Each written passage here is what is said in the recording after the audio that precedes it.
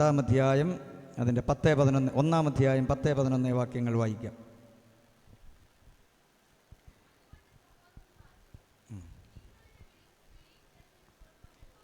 അതുകൊണ്ട് സഹോദരന്മാരെ, നിങ്ങളുടെ വിളിയും തിരഞ്ഞെടുപ്പും അധികം ഉറപ്പാക്കുവാൻ ശ്രമിപ്പീൻ. ഇങ്ങനെ ചെയ്താൽ നിങ്ങൾ ഒരു നാളും ഇടറിപ്പോകാതെ നമ്മുടെ കർത്താവും രക്ഷിതാവുമായ യേശുക്രിസ്തുവിൻ്റെ നിത്യരാജ്യത്തിങ്കിലേക്കുള്ള പ്രവേശനം ധാരാളമായി പ്രാപിക്കും. പത്രോസ് എഴുതിയ ലേഖനമാണിത് എന്ന് നമുക്ക് മനസ്സിലാക്കാൻ കഴിയുന്നുണ്ട്. നീറോ ചക്രവർത്തിയുടെ കാലഘട്ടമെന്ന് പറയുന്നത് ദൈവസഭ വളരെ പീഡനത്തിലൂടെ കടന്നുപോയി. അവിടെയുള്ള വിശ്വാസികൾ സ്വന്തം ദേശത്ത് പോലും താമസിക്കുവാൻ കഴിയാത്ത നിലയിൽ പല സ്ഥലങ്ങളിലേക്ക് ചിതറിപ്പോയി എന്ന് 1 പത്രോസിൻ്റെ ലേഖനം 1-ാം അധ്യായത്തിൽ നമുക്ക് കാണുന്നുണ്ട്. അവർ കപ്പദോന്യയിലും ബിഥുന്യയിലും ആസ്യയിലും മറ്റ് സ്ഥലങ്ങളിൽ അവർ ഇടറിയല്ല, അവർ സ്വന്തം ദേശത്ത് നിൽക്കുവാൻ കഴിയാത്ത അവസ്ഥ അവരുടെ ജീവിതത്തിലുണ്ടായി. അങ്ങനെ സ്വന്തം ദേശത്ത് നിൽക്കുവാൻ കഴിയാത്ത അവസ്ഥയുണ്ടായപ്പോൾ ഇതിൻ്റെ എഴുത്തുകാരനായ പത്രോസിൻ്റെ ഉള്ളിൽ ഒരു പ്രേരണയുണ്ടായി. ഇവർ വിശ്വാസത്തിൽ നിന്ന് ഇടറിപ്പോയിട്ടുണ്ടോ എന്ന ചിന്ത തൻ്റെ അകത്ത് വരാനിടയായിത്തീർന്നു. നമുക്കറിയാം, പത്രോസിൻ്റെ അകത്ത് ഇങ്ങനെ ഒരു ചിന്ത തീർച്ചയായിട്ടും വരും. കാരണം താൻ ഇടറിപ്പോയ ഒരു മനുഷ്യനാണ്. താൻ യേശുവിനോട് പറഞ്ഞു, ആരിടറിയാലും ഞാൻ എന്ത് ചെയ്യത്തില്ല, ഇടറത്തില്ല എന്ന് പറയുമ്പോൾ ജീവിതത്തിൽ ഇടറിപ്പോയ നിമിഷങ്ങൾ തൻ്റെ ജീവിതത്തിലുണ്ടായിരുന്നു. യേശുവിനെ തള്ളിപ്പറഞ്ഞ നിമിഷങ്ങൾ തൻ്റെ ജീവിതത്തിലുണ്ടായിരുന്നു. അതുകൊണ്ട് തൻ്റെ അകത്ത് പെട്ടെന്നൊരു ചിന്ത വന്നു, ഈ ജനം സ്വന്തം ദേശത്ത് താമസിക്കുവാൻ കഴിയാതെ വിവിധ സ്ഥലങ്ങളിലേക്ക് ചിതറിപ്പോയത് കൊണ്ട് ഇവരുടെ അകത്ത് ഇവർ ഇടറിപ്പോയിട്ടുണ്ടോ, ഇവർ വിശ്വാസത്തിൽ നിന്ന് പിന്മാറിപ്പോയിട്ടുണ്ടോ എന്ന ചിന്ത പത്രോസിൻ്റെ അകത്തേക്ക് വരുവാനായിട്ടിടയായിത്തീർന്നു. അങ്ങനെ പിന്മാറിപ്പോയിട്ടുണ്ടെങ്കിൽ അവരെ ആദിമ അനുഭവങ്ങളിലേക്ക് കൊണ്ടുവന്ന് ആദിമ വിശ്വാസത്തിലേക്ക് കൊണ്ടുവന്ന് ഉറപ്പിക്കുക എന്ന ചിന്തയാണ് മെയിനായിട്ട് പത്രോസ് ഈ ലേഖനത്തിലൂടെ വരച്ചു കാട്ടുന്നത്. ഇന്ന് രാത്രി നമ്മൾ മനസ്സിലാക്കേണ്ട ഒരു വിഷയം, ദൈവദാസൻ പറഞ്ഞതുപോലെ 2025 ഒരുപക്ഷെ അനേക പ്രശ്നങ്ങളിലൂടെയും പ്രതിസന്ധികളിലൂടെയൊക്കെ നമ്മൾ കടന്നു പോകേണ്ടി വരും. എന്നാൽ അവിടെയൊന്നും ഞാനും നിങ്ങളും ഇടറിപ്പോകാതെ ദൈവസന്നിധിയിൽ നിൽപ്പാനിടയായി തീരണം. 2025 ഏതെല്ലാം വെല്ലുവിളികൾ വന്നാലും ഏതെല്ലാം പ്രശ്നങ്ങൾ വന്നാലും ദൈവസന്നിധിയിൽ നിന്ന് നമ്മൾ ഒരിക്കലും എന്ത് ചെയ്യരുത്, ഇടറിപ്പോകരുത്. അങ്ങനെ ഇടറിപ്പോകാതിരിക്കണമെങ്കിൽ അതാണ് പത്രോസ് ഉദ്ദേശിക്കുന്നത്. സഹോദരന്മാരെ, നിങ്ങളുടെ വിളിയും തെരഞ്ഞെടുപ്പും എന്ത് ചെയ്യണം, അധികം ഉറപ്പാക്കാൻ ശ്രമിപ്പീൻ. ദേവദാസൻ പറഞ്ഞതുപോലെ വിളിയിൽ വ്യത്യസ്തമുണ്ട്. ചിലരോടെല്ലാം പറഞ്ഞ് ദൈവം വിളിക്കുമെന്നാൽ ചിലരോടൊന്നും പറയാതെ വിളിക്കും. പത്രോസിനെ ദൈവം വിളിച്ചപ്പോൾ പറഞ്ഞു, ഞാൻ നിന്നെ മനുഷ്യനെ പിടിക്കുന്നവൻ ആക്കും. ജീവിതത്തിൽ ഒരു കഷ്ടം ഉണ്ടാകുമെന്നോ ജയിലിൽ പോകുമെന്നോ ദൈവം തമ്പുരാൻ എന്ത് ചെയ്തില്ല, പറഞ്ഞില്ല. അങ്ങനെ പറഞ്ഞാൽ അദ്ദേഹം ഒരിക്കലും ഇതിനകത്ത് നിൽക്കത്തില്ല. കാരണം ഇറങ്ങിയ സമയത്ത് കർത്താവിനോട് ചോദിച്ച ഒരു ചോദ്യമുണ്ട്, കർത്താവെ, പടകും ബലിയുമൊക്കെ വിട്ടാ വന്നേ, ജീവിതത്തിൽ ഇവിടെ വല്ലതും കിട്ടുമോ എന്ന ചിന്ത തൻ്റെ അകത്തുണ്ടായിരുന്നു. അതുകൊണ്ട് അതിൻ്റെ കൂടെ കഷ്ടവും കൂടെ ഉണ്ടെന്ന് പറഞ്ഞാൽ ഒരിക്കലും പത്രോസ് എന്ത് ചെയ്യത്തില്ല, നിൽക്കത്തില്ല. എന്നാൽ പൗലോസിനെ ദൈവം വിളിച്ചപ്പോൾ പറഞ്ഞു, ഇങ്ങനെ അനേക കഷ്ടങ്ങളിലൂടെ നീ ദൈവരാജ്യത്തിൽ കടക്കേണ്ടവനാകുന്നു പറഞ്ഞാ വിളിച്ച. കാരണം പൗലോസ് നിൽക്കുമെന്ന് ദൈവത്തിന് ഉറപ്പുണ്ടായിരുന്നു. ഏത് മീറ്റിംഗ് കഴിഞ്ഞാലും ഒന്നി പൗലോസിന് അടി കിട്ടും, അല്ലെങ്കിൽ താൻ ജയിലിൽ പോകുമായിരുന്നു. പക്ഷെ അതിൻ്റെ നടുവിൽ താൻ ഇടറിപ്പോകാതെ നിൽക്കാനുള്ള കാരണമെന്ന് പറയുന്നത്, തന്നെ വിളിച്ചപ്പോഴേ ദൈവം പറഞ്ഞു, ഇങ്ങനെ അനേക കഷ്ടങ്ങളിലൂടെയാണ് നീ ദൈവരാജ്യത്തിൽ കടക്കേണ്ടത്. അതുകൊണ്ടാണ് 2 കൊരിന്ത്യർ ലേഖനം അതിൻ്റെ 11-ാം അധ്യായമൊക്കെ പഠിക്കുമ്പോൾ ജീവിതത്തിൽ അനുഭവിച്ച സകല കഷ്ടവും വരച്ചു കാട്ടിയിട്ട് താൻ പറഞ്ഞു, ആരെ ഇടറിയാലും ഞാൻ എന്ത് ചെയ്യത്തില്ല, ഒരു നാളും ഇടറത്തില്ല. ഹല്ലേലൂയ. അതുകൊണ്ട് ഇയ്യോബും തൻ്റെ ജീവിതത്തിൽ പറഞ്ഞൊരു കാര്യമുണ്ട്. ഇയ്യോബിൻ്റെ പുസ്തകം 23-ാം അധ്യായം അതിൻ്റെ 6-ാം വാക്യം എന്ന് വായിക്കാം. ഇയ്യോബിൻ്റെ പുസ്തകം 23-ാം അധ്യായം അതിൻ്റെ 6-ാം വാക്യം. പെട്ടെന്ന് വായിക്കണേ.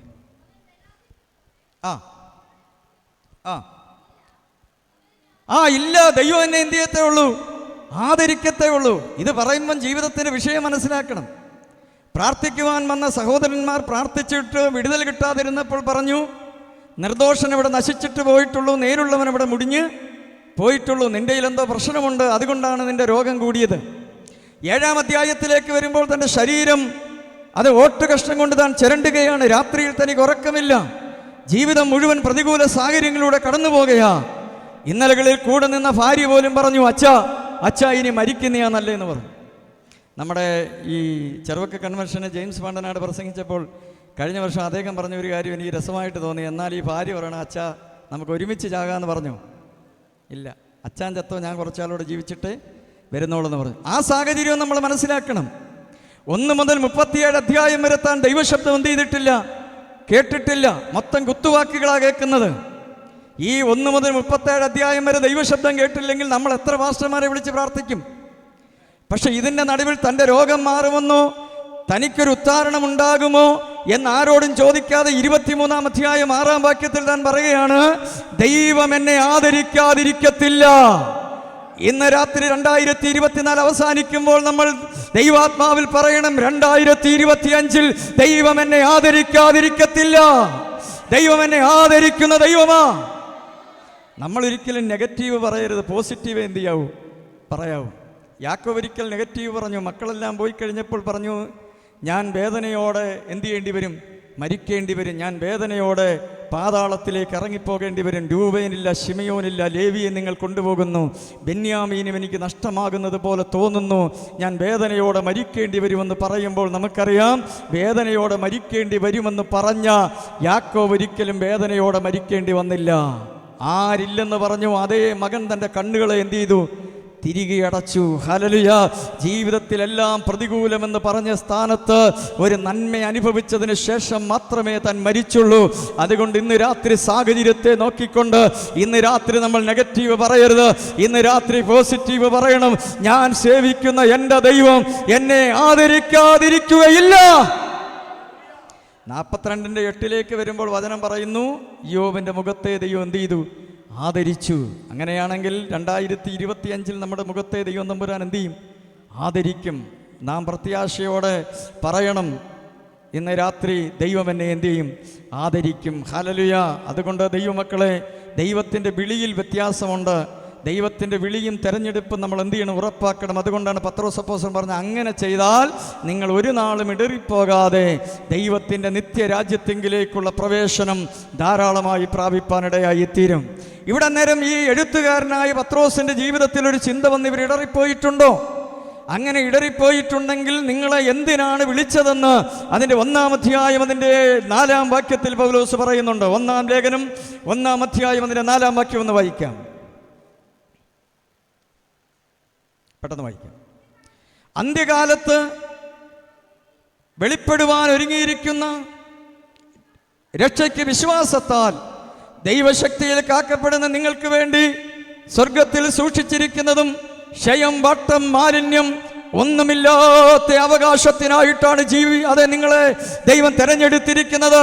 പത്രോസ് അവരോട് പറയുകയാണ്, നിങ്ങൾ ഒരു കാരണവശാലും ഇടറിപ്പോകരുത്. നിങ്ങളെ തെരഞ്ഞെടുത്ത എന്തിനാണെന്നറിയാമോ?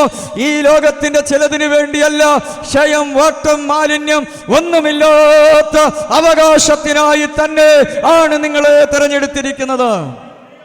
ഇന്ന് രാത്രി 2024 ഒരുപാട് പ്രശ്നങ്ങൾ ജീവിതത്തിൽ കടന്നു വന്നപ്പോൾ നമ്മൾ ആത്മഹത്യ ചെയ്യാതിരുന്നതിൻ്റെ കാരണം ക്ഷയവും വട്ടവും മാലിന്യവും ഒന്നുമില്ലാത്ത ഒരവകാശത്തിന് വേണ്ടി ദൈവം എന്നെ ജനിപ്പിച്ചിരിക്കുന്നു, അല്ലെങ്കിൽ വിളിച്ചിരിക്കുന്നു എന്ന ബോധ്യം അകത്തുള്ളത് കൊണ്ട് 2024 അതേ ഹല്ലേലൂയ പ്രശ്നങ്ങൾ ജീവിതത്തിൽ കടന്നു വന്നപ്പോൾ ഞാനും നിങ്ങളും തളർന്നു പോകാതിരുന്നത്. അതുകൊണ്ട് പത്രോസ് പറയുകയാണ്, അന്ത്യകാലത്തിൽ വെളിപ്പെടുവാനുള്ള രക്ഷയ്ക്ക് വിശ്വാസത്താൽ ദൈവശക്തിയിൽ കാക്കപ്പെടുന്ന നിങ്ങൾക്ക് വേണ്ടി സ്വർഗത്തിൽ സൂക്ഷിച്ചിരിക്കുന്നതും ക്ഷയം, വട്ടം, മാലിന്യം ഒന്നുമില്ലാത്ത അവകാശത്തിനായി തന്നെ വീണ്ടും ജനിപ്പിച്ചിരിക്കുന്നു. അടുത്ത വാക്യം, അവയിൽ നിങ്ങൾ അല്പനേരത്തേക്ക് നാനാ പരീക്ഷകളാൽ ദുഃഖിച്ചിരിക്കേണ്ടി വന്നാലും ആനന്ദിക്കുന്ന ഒരു ദിവസമുണ്ട്. അവരോട് പറയുക, ഇടറിപ്പോകരുത്. ഇപ്പോൾ സ്വന്തം ദേശത്ത് താമസിക്കുവാൻ കഴിയാത്ത അവസ്ഥയിൽ നിങ്ങൾ ദുഃഖത്തോടെ ആയിരുന്നാലും നിങ്ങൾ ആനന്ദിക്കുന്ന ഒരു ദിവസമുണ്ട്. ആ ദിവസം ഏതാണ്? അടുത്ത വാക്യം, അഴിഞ്ഞു പോകുന്നതും തീയിൽ ശോധന കഴിക്കുന്നതുമായ പൊന്നിനേക്കാൾ നിങ്ങളുടെ വിശ്വാസത്തിന്റെ പരിശോധന വിലയേറിയതെന്ന് യേശു ക്രിസ്തുവിന്റെ പ്രത്യക്ഷതയിൽ പുകഴ്ചയ്ക്കും തേജസ്സിനും മാനത്തിനും ഇടയാകും. നമ്മുടെ പുകഴ്ചയും നമ്മുടെ മാനവും നമ്മുടെ തേജസ്സും സ്വർഗത്തിലാ. ഇവിടെ നമ്മളെ ആരും പുകഴ്ത്തിയില്ലെങ്കിലും ആരും മാനിച്ചില്ലെങ്കിലും ഇന്ന് രാത്രി വിഷമിക്കരുത്. നമ്മുടെ പുകഴ്ചയും നമ്മുടെ മാനമെല്ലാം സ്വർഗത്തിലാണ്. അതുകൊണ്ടാണ് നീണ്ട വർഷങ്ങൾ ആഫ്രിക്കയിൽ സുവിശേഷ വേല ചെയ്ത ഭക്തനായ ഒരു മനുഷ്യൻ അമേരിക്കയിൽ വന്നിറങ്ങുമ്പോൾ കൂടെ ഒത്തിരി അംബാസഡർമാരുണ്ടായിരുന്നു, അവരെയെല്ലാം സ്വീകരിക്കാൻ ആൾക്കാരുണ്ടായിരുന്നു. അദ്ദേഹം ദൈവത്തോട് ചോദിച്ചു, 40 വർഷം ആഫ്രിക്കയിൽ കർത്താവിൻ്റെ വേല ചെയ്തിട്ട് എൻ്റെ സ്വന്തം നാട്ടിലേക്ക് കടന്നു ചെന്നപ്പോൾ ഒരു മനുഷ്യൻ പോലും എന്നെ സ്വീകരിപ്പാനില്ല എന്ന് പറഞ്ഞപ്പോൾ അദ്ദേഹത്തോട് ദൈവം പറഞ്ഞൊരു കാര്യമുണ്ട്, നിന്റെ രാജ്യം ഇവിടെയല്ല, ഹല്ലേലൂയ, നിന്നെ സ്വീകരിക്കുന്ന രാജ്യം സ്വർഗത്തില്. അവിടെയാണ് നിന്റെ മാനം, അവിടെയാണ് നിന്റെ പുകഴ്ച, അവിടെയാണ് നിന്റെ തേജസ്. അതുകൊണ്ട് ദൈവമക്കളെ, ഇന്ന് രാത്രി ഞാനും നിങ്ങളും ഒരു കാരണവശാലും ഇടറിപ്പോകാനിടയാകരുത്. വേദപുസ്തകം പഠിക്കുമ്പോൾ ഇടറിയവരുമുണ്ട്, ഇടറാത്തവരുമുണ്ട്. ആസാഫിനെ കുറിച്ച് കാണാൻ കഴിയുന്നുണ്ട്. ആസാഫ് പറഞ്ഞു, എൻ്റെ കാലുകൾ ഏകദേശം ഇടറി. പക്ഷെ താൻ ഒരു കാര്യം പറഞ്ഞു, ദൈവത്തെ ഒരിക്കലും മോശമായിട്ട് ചിത്രീകരിച്ചില്ല, ദൈവം നല്ലവനാന്ന് പറഞ്ഞു. നമ്മൾ ഇടറിപ്പോയാൽ ദൈവം, നേരത്തെ ദൈവദാസൻ പറഞ്ഞാൽ ദൈവത്തെ ഫുള്ള് നമ്മൾ എന്ത് ചെയ്യും? കുറ്റം പറയും. പക്ഷേ ആസാഫ് കുറ്റം പറഞ്ഞില്ല. ആസാഫ് പറഞ്ഞു, ദൈവം നല്ലവനാ, പക്ഷെ എൻ്റെ കാലുകൾ ഇടറി. കാരണം ഞാൻ പലരെയും എന്ത് ചെയ്തു? നോക്കി. അത് ആത്മീക ലോകത്തിലുള്ളവരെ അല്ല നോക്കി, മറ്റുള്ളവരെ പുള്ളി നോക്കി. എനിക്ക് അഹങ്കാരികളോട് അസൂയ തോന്നി. അസൂയ എന്ന് പറഞ്ഞാൽ ഭയങ്കര ഒരു പ്രശ്നമുള്ള കേസാണ്. ഹല്ലേലൂയ. ഈ അടുത്ത സമയത്ത് വാട്സപ്പിനകത്ത് ഒരു മെസ്സേജ് വന്ന് നിങ്ങൾ ശ്രദ്ധിച്ച് കാണും. 2 പേർ അയൽവക്കത്ത് താമസിക്കുന്നു. ഒരു മനുഷ്യൻ പണക്കാരൻ, ഒരു മനുഷ്യൻ പാവപ്പെട്ടവൻ. ഈ പാവപ്പെട്ടവനായ മനുഷ്യൻ എപ്പം ചെന്ന് 200 ചോദിച്ചാലും 500 ചോദിച്ചാലും 100 രൂപ ചോദിച്ചാലും എത്ര രൂപ ചോദിച്ചാലും ഇദ്ദേഹം കടം കൊടുക്കും.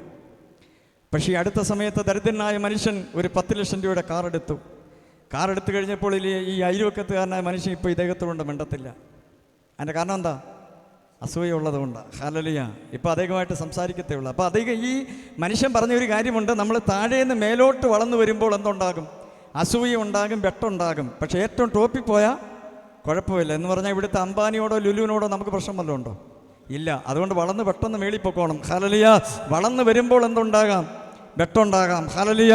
വളർന്നു വരുമ്പോൾ അപവാദമുണ്ടാകാം, വളർന്നു വരുമ്പോൾ പ്രശ്നമുണ്ടാകാം, വളർന്നു വരുമ്പോൾ ഒത്തിരി മാറ്റി നിർത്തുന്ന അനുഭവങ്ങൾ കടന്നു വരാം. ഞാൻ 2016 ചർച്ചൊക്കെ വിട്ട് ഇറങ്ങിയ സമയത്ത് ഈ കൊറോണ ടൈമിൽ ഒത്തിരി പോസ്റ്ററുകൾ എൻ്റെ വന്നു, മെസ്സേജിൻ്റെ. ഈ സകല പോസ്റ്ററിലെയും പാസ്റ്റർമാരെ നമ്പർ എടുത്ത് കൂടുന്ന ആൾക്കാർ വിളിച്ചിട്ട് പറഞ്ഞു, എനിക്ക് മീറ്റിംഗ് കൊടുക്കില്ലെന്ന് പറഞ്ഞു. പക്ഷേ ഈ അടുത്ത സമയം ഏറ്റവും കൂടുതൽ മീറ്റിംഗ് ഞാൻ ചെയ്തുകൊണ്ടിരിക്കുക. ഹല്ലേലൂയ. അതുകൊണ്ട് നമ്മളൊരു കാര്യം മനസ്സിലാക്കണം, ലോകത്തിൽ ആര് മീറ്റിംഗ് കൊടുക്കലെന്ന് പറഞ്ഞാലും, ആര് മാറ്റി നിർത്തിയാലും, ദൈവം ഒരു മനുഷ്യനെ വിളിച്ചിട്ടുണ്ടെങ്കിൽ, ദൈവം ഒരു മനുഷ്യനെ ആദരിക്കാൻ തീരുമാനിച്ചിട്ടുണ്ടെങ്കിൽ, ലോകത്തിൽ ഞാൻ മനസ്സിലാക്കുന്ന ഓരോ മനുഷ്യനും അതിനെ തടയുവാൻ കഴിയത്തില്ല. അതുകൊണ്ട് വചനം പറയുന്നു, ആസാഫ് ഇടറി. പക്ഷെ നമ്മളൊക്കെ ഇടറുന്ന ആത്മീക ലോകത്തിലുള്ളവരെ നോക്കി ഇടറുന്നു. ഹല്ലേലൂയ. പക്ഷെ ആസാവ് മറ്റുള്ളവരെ നോക്കിയാണ് ഇടറിയത്. ആസാവ് പറഞ്ഞ കർത്താവ് നല്ലവനാ. എന്നിട്ട് താൻ പറഞ്ഞ ഒരു കാര്യമുണ്ട്, ഇതൊക്കെ ഞാൻ എൻ്റെ മനസ്സിൽ ചിന്തിച്ചതേ ഉള്ളൂ, വായി കൊണ്ട് തുറന്നു പറഞ്ഞായിരുന്നെങ്കിൽ എൻ്റെ തലമുറയ്ക്കത് ദോഷമായി മാറിയേനെന്ന്. വേദം പഠിക്കുമ്പോൾ അങ്ങനെ തന്നെ പറയുന്നത്. ഇത് താൻ വായിക്കൂടെ ഒരിക്കലും പറഞ്ഞില്ല. പറഞ്ഞോ? ഇല്ല, മനസ്സിൽ ചിന്തിച്ചത് മാത്രമേ ഉള്ളൂ. ഹല്ലേലൂയ. അപ്പം അസൂയ എന്ന മനോഭാവം മനസ്സിലൂടെ ചിന്തിച്ചാൽ പോലും ആസാവ് പറഞ്ഞ് അതെൻ്റെ തലമുറയ്ക്ക് കേടാന്ന്. ഹല്ലേലൂയ. അതുകൊണ്ട് ഇന്ന് രാത്രി ദൈവമക്കളെ, ജീവിതത്തിൽ ഒരു കാരണവശാലും ഇടറിപ്പോകരുത്. ആസാവ് മറ്റുള്ളവരെ നോക്കി, നമ്മളൊരിക്കലും മറ്റുള്ളവരെ നോക്കരുത്. അവരെ മാനിച്ച അതേ ദൈവം നമ്മളെയും മാനിക്കുമെന്ന് ദൈവത്തിങ്കിൽ ഒരു വിശ്വാസമുണ്ടെങ്കിൽ ഇന്ന് രാത്രി സാഹചര്യങ്ങളുടെ നടുവിൽ ഒരിക്കലും ഇടറിപ്പോകത്തില്ല. ഇനി ഒരു കാര്യമുണ്ട്, ഇനി എന്ത് കിട്ടിയില്ലെന്ന് പറഞ്ഞാലും ഇടറിപ്പോകരുത്. അതിന് ഏറ്റവും മാനദണ്ഡം പൗലോസാണ്. പൗലോസ് പറഞ്ഞു, ഇടറിപ്പോകാവുന്ന ഒത്തിരി അനുഭവങ്ങൾ എൻ്റെ ജീവിതത്തിൽ വന്നിട്ടുണ്ട്. കാരണം 2 തീമോഥെയോസിൻ്റെ ലേഖനം മരിക്കുന്നതിന് മുമ്പ് എഴുതുമ്പോൾ താൻ പറഞ്ഞു, ചെമ്പ് പണിക്കാനായിരിക്കുന്ന അലക്സാണ്ടർ എനിക്ക് ദോഷം ചെയ്തിട്ടുണ്ട്, പക്ഷെ ഞാനൊരിക്കലും പിന്മാറിപ്പോയിട്ടില്ല, ഇടറിപ്പോയിട്ടില്ല. ചെമ്പ് പണിക്കാരൻ്റെ ദോഷം എന്തുവാ? ഒരുമാതിരിപ്പെട്ട ഒരു പ്രസംഗവും പുള്ളിക്ക് പിടിക്കത്തില്ല. അങ്ങനെ തന്നെ അവിടെ ഇരിക്കുന്ന ചെമ്പ് പണിക്കാരനായിരിക്കുന്ന അലക്സാണ്ടറിൻ്റെ ദോഷം ചെയ്തു. അവൻ എൻ്റെ പ്രസംഗത്തോട് എതിർത്ത് നിന്നത് കൊണ്ട് നീയും അവനെ എന്ത് ചെയ്യുക? സൂക്ഷിച്ചു കൊള്ളുക എന്ന് പറഞ്ഞാൽ, പൗലോസ് മരിച്ചു മാറ്റപ്പെടുമ്പോൾ തിമോഥെയോസ് ഒരുപക്ഷെ ചാർജ് എടുത്ത് അവിടെ വന്നാലും അദ്ദേഹം തിമോഥെയോസിനോട് പറഞ്ഞ ചെമ്പ് പണിക്കാരൻ്റെ സ്വഭാവം ഒരിക്കലും മാറത്തില്ല, അവൻ നിനക്കെതിരെയും തിരിയും. പക്ഷെ ഒരു കാര്യം മനസ്സിലാക്കണം, അങ്ങനെ തിരിഞ്ഞിട്ടും ഞാൻ ഇടറിയില്ല. 2 ഇന്നലകളിൽ എൻ്റെ കൂടെ നിന്ന ദേമാസ് ഈ ലോകത്തെ സ്നേഹിച്ചിട്ട് എന്നെ വിട്ടുപോയി, പക്ഷെ ഞാൻ ഒരിക്കലും ഇടറിപ്പോയില്ല. ഹുമനയോസും പിലേത്തോസും അർബുദവ്യാധി പരത്തുന്ന വാക്കുകൾ ദൈവസഭയ്ക്കെതിരെയും എൻ്റെ ഉപദേശങ്ങൾക്കെതിരെയും പറഞ്ഞു വരത്തി, എന്നിട്ട് ഞാൻ ഇടറിയില്ല. ഹുമനയോസിൻ്റെയും അലക്സാണ്ടറിൻ്റെയും വിശ്വാസ കപ്പൽ തകർന്നു പോകുന്നത് ഞാൻ നേരിട്ട് കണ്ടതാ. ഇതിലൊന്നും ഞാൻ തകർന്നു പോകാഞ്ഞതിൻ്റെ കാരണം എന്താണെന്നറിയാമോ? അതിൻ്റെ 1:12 ഞാൻ ആരെ വിശ്വസിച്ചിരിക്കുന്നു എന്നെനിക്കറിയാമായിരുന്നു.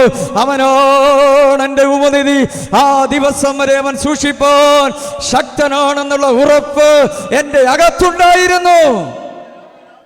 അതുകൊണ്ട് ആര് മാറിയാലും ആര് മാറിപ്പോയാലും ഇന്ന് രാത്രി പൗലോസിനെ പോലെ തൻ്റെ ഇടത്തോടെ പറയണം, ആരിടറിയാലും ഞാൻ ഇടറത്തില്ല. അടുത്തത് പറഞ്ഞു, ഈ സ്നേഹത്തിൽ നിന്ന് എന്നെ വേർതിരിപ്പാൻ ലോകത്തിൽ ഒരു ശക്തിക്കും കഴിയത്തില്ല. 2024 ഒരുപാട് പേര് ലോകത്തിൽ നിന്ന് മാറ്റപ്പെട്ടു, കൊറോണ ടൈമിൽ മാറ്റപ്പെട്ടു. ഇന്ന് രാത്രി ഇവിടെ ആയിരിക്കുമ്പോൾ നമ്മൾ ചിന്തിക്കണം, നമ്മൾ അവരെക്കാൾ വിശുദ്ധരോ വിശ്വസ്തന്മാരോ ഒന്നും അല്ലായിരുന്നു. അവർ പാവികളായോണ്ടാണോ മരിച്ചേ? അല്ല. നമ്മൾ വിശുദ്ധന്മാരായോണ്ടാണോ നിന്നേ? അല്ല. ആ ദൈവസ്നേഹം ഓർത്താൽ ഇന്ന് രാത്രി നന്ദി പറയാതിരിക്കാൻ കഴിയത്തില്ല. അതുകൊണ്ടാണ് ഗ്രേസി അമ്മച്ചി പാടുന്ന പോലെ നമ്മൾ പാടണം, യേശു എൻ്റെ ചങ്കാണ്, യേശു എൻ്റെ കരളാണ്, യേശു എൻ്റെ ജീവനാണ്, യേശു എൻ്റെ സുന്ദരനാണ്. ഹല്ലേലൂയ. 84-ാമത്തെ വയസ്സിൽ വന്നേരം ഒരാളെ ദൈവത്തിന് ഉപയോഗിക്കാൻ കഴിയുമെന്നുള്ളതിൻ്റെ ഏറ്റവും വലിയ തെളിവാണ് ഗ്രേസി അമ്മച്ചി. നമ്മളൊക്കെ പറയും 10, 80 വയസ്സായി, 85 വയസ്സായി, ഇനി ദൈവത്തിന് എന്നെ ഉപയോഗിക്കാൻ കഴിയത്തില്ല, ഞാൻ വീട്ടിൽ ഇരിക്കുമെന്ന് ഒരിക്കലും പറയരുത്. 84-ാമത്തെ വയസ്സിൽ അവർ ദുബൈ ശുശ്രൂഷയ്ക്ക് പോയിട്ട് തിരിച്ചു വന്ന് ഈ കഴിഞ്ഞ ദിവസം നമ്മുടെ ചെറുവക്കലുണ്ടായിരുന്നു. അതാ യേശു നമ്മുടെ ചങ്കായിരിക്കണം. ഹല്ലേലൂയ. ഈ ലോകത്തിലെ നേതാക്കന്മാരോട് അണികൾക്ക് എന്താ ഇഷ്ടമെന്ന് നിങ്ങൾക്കറിയാം? ഒരിക്കൽ ഞാൻ പേപ്പർ വായിച്ചപ്പോൾ മനസ്സിലാക്കാൻ കഴിഞ്ഞത്, തമിഴ്നാട്ടിൽ ജയലളിത 2ാം പ്രാവശ്യം ജയിക്കാൻ വേണ്ടി നിൽക്കുന്ന സമയത്ത് തൻ്റെ പാർട്ടിയിൽപ്പെട്ട ഒരുത്തൻ ചെയ്ത പരിപാടി, അവൻ്റെ ഇടത്തെ കൈയുടെ 2 വിരൽ മുറിച്ച് അമ്പലത്തിൽ കൊണ്ടുവച്ചു. ഇത്രയും ഇഷ്ടം യേശുവിനോട് നമുക്കുണ്ടോ? മാനുഷികമായി ഒരു നേതാവിനോട് അണിയുടെ സ്നേഹം ഞാൻ പറഞ്ഞു, ഇടത്തെ കൈയുടെ 2 വിരൽ മുറിച്ച് അമ്പലത്തിൽ കൊണ്ടുവച്ച് ആര് ജയിക്കാൻ? ജയലളിത ജയിക്കാൻ. ആ ഇഷ്ടം നമ്മൾ മനസ്സിലാക്കണം. ഇന്ന് രാത്രി കർത്താവായ യേശു ക്രിസ്തു നമുക്ക് വേണ്ടി കാൽവരി ക്രൂശിൽ തകർക്കപ്പെട്ട ആ സ്നേഹമോർത്താൽ ഇന്ന് രാത്രി ആ കർത്താവിനോട് നമുക്കെത്ര സ്നേഹമുണ്ടായിരിക്കും. ഹല്ലേലൂയ. അതുകൊണ്ട് ആ ശൂന്യങ്കാര്യത്തെ ശലോമോന്റെ കൊട്ടാരവും രാജകീയ പ്രൗഢിയും എല്ലാം കൊണ്ട് കാണിച്ചിട്ട് അതിൽ വീഴുന്നില്ലെന്ന് മനസ്സിലാക്കിയപ്പോൾ യെരൂശലേം പുത്രിമാർ അവളോട് ചോദിച്ചൊരു ചോദ്യമുണ്ട്, ഇതിനേക്കാൾ സുന്ദരനായി ആരെങ്കിലും നിനക്കുണ്ടോ? ഞങ്ങൾക്കൊന്ന് പറഞ്ഞു തരാൻ പറഞ്ഞപ്പോൾ പറഞ്ഞൊരു കാര്യമുണ്ട്, ഞാൻ പ്രേമിക്കുന്ന സ്നേഹിക്കുന്ന സുന്ദരൻ ആരാണെന്നറിയാമോ? അവൻ വെണ്മയും ചുവപ്പുമുള്ളവനോ, അവൻ 10,000 ശ്രേഷ്ഠനോ. ഉത്തമഗീതത്തിൽ അവൾ പറഞ്ഞേക്കുന്ന കാട്ടുമരങ്ങളുടെ ഇടയിൽ ഒരു നാരകമാണ് ഞാൻ സ്നേഹിക്കുന്ന ആത്മമണവാളൻ. ബാക്കി ഈ ലോകത്തിൽ കാണുന്ന മുഴുവനെ ഞാൻ കാട്ടുമരമായിട്ടാണ് കാണുന്നതെന്ന് പറയുന്നത്. ഞാൻ സ്നേഹിക്കുന്ന ആത്മമണവാളൻ ആരാണെന്നറിയാമോ? അവനൊരു നാരകമാണ്. നാരകത്തിന് എത്രയോ വിശേഷതകളുണ്ട്. ഇന്ന് രാത്രി അതിനെക്കുറിച്ച് ഞാൻ പറയാൻ ആഗ്രഹിക്കുന്നില്ല. ഇന്ന് രാത്രി നമ്മൾ സ്നേഹിക്കുന്ന ആത്മമണവാളൻ യേശു വ്യത്യസ്തനാണ്. ഇന്ന് രാത്രി ആ വ്യത്യസ്തനായ യേശുക്രിസ്തുവിനെ അറിയുവാൻ, യേശുക്രിസ്തുവിനെ പരിചയപ്പെടുവാൻ ലഭിച്ചത് ജീവിതത്തിൻ്റെ ഏറ്റവും വലിയ ഭാഗ്യമായി നമ്മൾ കാണണം. അതുകൊണ്ട് പൗലോസ് പറയുന്നു, ഈ സ്നേഹത്തിൽ നിന്ന് എന്നെ വേർതിരിപ്പാൻ ആർക്കും കഴിയത്തില്ല. അപ്പോൾ ഇനി നമ്മൾ മനസ്സിലാക്കണം, ഞാൻ 84-ാമത്തെ വയസ്സിൽ അവർ ഉപയോഗിച്ച കാര്യം പറഞ്ഞു. 2, ഒരു മനുഷ്യൻ്റെ ജീവിതത്തെ ഏറ്റവും കൂടുതൽ സ്വഭാവ രൂപീകരണം വരുത്തുവാൻ യേശുവിന് കഴിയുമെന്നുള്ളതിൻ്റെ ഏറ്റവും വലിയ തെളിവാണ് കഴിഞ്ഞ ദിവസങ്ങളിൽ ആക്സിഡൻറ്റിൽ മരിച്ച ഉണ്ണികൃഷ്ണൻ പാസ്റ്റർ. അദ്ദേഹം കഞ്ചാവിനും മയക്കുമരുന്നിനും അടിമയായി ലോകത്തിൽ സമാധാനമില്ലാതെ ജീവിച്ചിരുന്ന വ്യക്തിയാണ്. അദ്ദേഹം അനുഭവിച്ച സ്നേഹത്തിൻ്റെ ആഴം മനസ്സിലാക്കണം. ഒരു മനുഷ്യനിൽ ഇത്രയും സ്വഭാവ രൂപീകരണം ഉണ്ടാകുമോ എന്നതിന് ഏറ്റവും തെളിവ് അദ്ദേഹം. ഞാൻ പുല്ലൂരിൽ മീറ്റിങ്ങിന് പ്രസംഗിക്കാൻ ചെന്നപ്പോൾ അദ്ദേഹം ഉണ്ടായിരുന്നു. അന്നാണ് ഞാൻ അദ്ദേഹത്തെ പരിചയപ്പെടുന്നത്. അന്ന് അദ്ദേഹം എന്നോട് സാക്ഷ്യമൊക്കെ പറഞ്ഞതിന് ശേഷം യൂട്യൂബിൽ അദ്ദേഹത്തിൻ്റെ സാക്ഷ്യമൊക്കെ ഞാൻ കേൾപ്പാനിടയായി തീർന്നു. എന്നാൽ ആയുസ് തനിക്ക് തോനെയും ലഭിച്ചില്ല. താൻ ഈ ലോകത്തിൽ നിന്ന് മാറ്റപ്പെട്ടു. അദ്ദേഹത്തെക്കുറിച്ച് പഠിക്കുമ്പോൾ ഏറ്റവും കൂടുതൽ മനസ്സിലാകേണ്ട കാര്യം, യേശുവിൽ ഒരു മനുഷ്യൻ്റെ സ്വഭാവ രൂപീകരണം എന്ന് പറയുന്നത് ഏറ്റവും വലുതാണ്. ഈ ലോകത്തിലെ ജയിലുകൾക്കോ ഈ ലോകത്തിലെ മറ്റു കാര്യങ്ങൾക്കോ യാതൊന്നിനും ഒരു മനുഷ്യനെ വിടിവിപ്പാനോ മറ്റ് മനുഷ്യന് സ്വാതന്ത്ര്യം നൽകുവാനോ കഴിയത്തില്ല. അതുകൊണ്ട് വചനം പറയുന്ന, മറ്റൊരുത്തനിലും രക്ഷയില്ല, ഞാൻ രക്ഷിക്കപ്പെടുവാൻ ആകാശത്തിൻ്റെ കീഴേ ഭൂമിക്ക് മീതെ യേശുക്രിസ്തുവിൻ്റെ നാമമല്ലാതെ വേറൊരു നാമവുമില്ല. ബാക്കി എല്ലാവരുടെയിലും എല്ലാം ഉണ്ട്, ഇല്ലയോ? ചിലരെ നോക്കിയാൽ അവരുടെ ചാരിറ്റി ഉണ്ട്, ബാക്കി എല്ലാവരുടെയും കാര്യങ്ങൾ പഠിച്ച എത്രയോ കാര്യങ്ങൾ ഇവിടെ ഉണ്ട്. പക്ഷേ രക്ഷ യേശുവിൽ മാത്രമേ ഉള്ളൂ. അതുകൊണ്ട് ഇന്ന് രാത്രി ഈ രക്ഷ അറിയുവാൻ, ഈ സമാധാനം അനുഭവിപ്പാൻ ലഭിച്ചത് ജീവിതത്തിൻ്റെ ഭാഗ്യമായി നാം കാണുവാനിടയായി തീരണം. ഇവിടെ പൗലോസ് പറയുകയാണ്, ആരിടറിയാലും ഞാൻ ഇടറത്തില്ല. അടുത്തത് വായിക്കുക, ലൂക്കോസിൻ്റെ സുവിശേഷം 7-ാം അധ്യായം അതിൻ്റെ 23-ാം വാക്യത്തിൽ യേശു യോഹന്നാൻ സ്നാപകനോട് പറയുന്ന ഒരു പദപ്രയോഗമുണ്ട്, പെട്ടെന്ന് വായിക്കാം.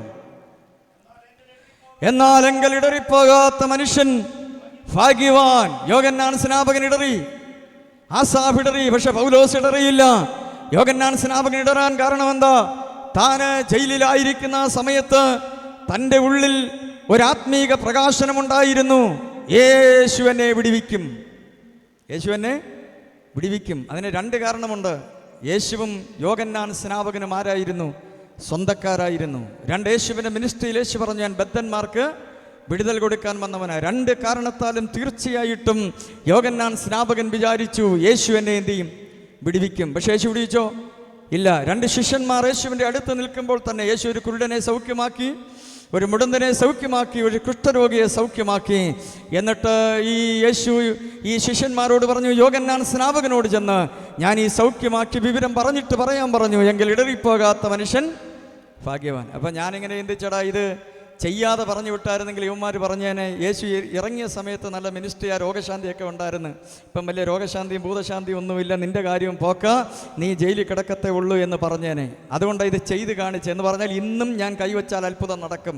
പക്ഷേ യോഹന്നാൻ സ്നാപകനെ നിൻ്റെ കാര്യത്തിൽ നേരെ തിരിച്ചാ, നിനക്ക് ഈ ലോകത്തിൽ ഇനി ആയുസ്സില്ല, നിൻ്റെ സമയം കഴിഞ്ഞു, നീ എന്നെ സ്നാനപ്പെടുത്തണം, പരിചയപ്പെടുത്തണം, ശുശ്രൂഷ കഴിഞ്ഞു, ഇനി സ്വർഗത്തിലേക്ക് വിളിക്കാനിരിക്കുക, ഇനി എത്ര പ്രാർത്ഥിച്ചാലും നീ വെളിയിൽ വരത്തില്ല.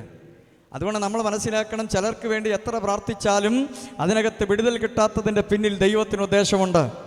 യോഹന്നാൻ സ്നാപകനെ നീ ഇവിടെ കിടന്ന് അലയേണ്ടിയ കാര്യമില്ല, ശുശ്രൂഷ കഴിഞ്ഞു, സമയം കഴിഞ്ഞു, നേരെ സ്വർഗത്തിലേക്ക് പോരെ.